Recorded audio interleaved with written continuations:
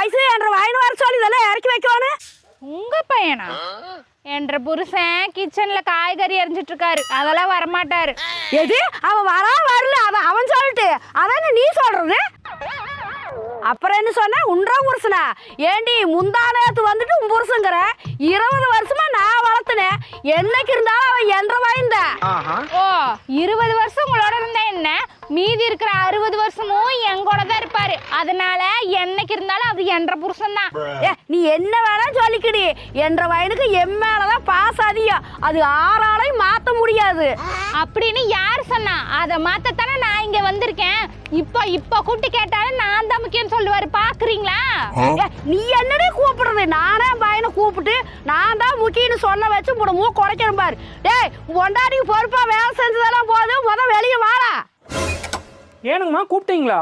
ஆமாடா, நான் கேட்கறதுக்கு நீ முதல்ல கரெக்டா